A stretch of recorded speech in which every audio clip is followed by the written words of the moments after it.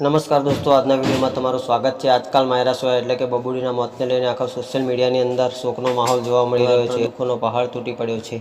તો દોસ્તો જણાવી દઈએ કે બબુડીની બેન ફાલ્ગુની સોયાએ પોતાના ઓફિશિયલ ઇન્સ્ટાગ્રામ પર એક પોસ્ટ મૂકી હતી અને પોતાની બેનને ન્યાય મળે એવી અપીલ કરી હતી અને એમ પણ કહ્યું હતું કે જ્યાં સુધી મારી બેનને ન્યાય નહીં મળે ત્યાં સુધી મારી બેન બબુડીના આત્માને શાંતિ ક્યારેય નહીં મળે અને તે ખૂબ જ તૂટી ગઈ છે। આ બબુડીની બેન ફાલ્ગુની સોયાએ એમના ઓફિશિયલ સોશિયલ મીડિયા દ્વારા આપણા બધાને જાણ કરી છે અને આગળ પોસ્ટમાં એવું પણ લખવામાં આવ્યું હતું કે બધાને કારણ જાણવું છે કે બબુડીએ આવું શા માટે કર્યું। આજે અમારી બેન અમારી જોડે નથી અને મારી બેનને ખૂબ જ હેરાન કરવામાં આવી છે અને આવા આક્ષેપો એમની બેન દ્વારા કરવામાં આવ્યા હતા અને એવું પણ કીધું હતું કે તમે બધા કહો છો કે ભગવાન બબુડીના આત્માને શાંતિ આપજો, પણ મારી બેનને જ્યાં સુધી ન્યાય નહીં મળે ત્યાં સુધી એમના આત્માને શાંતિ ક્યારેય નહીં મળે।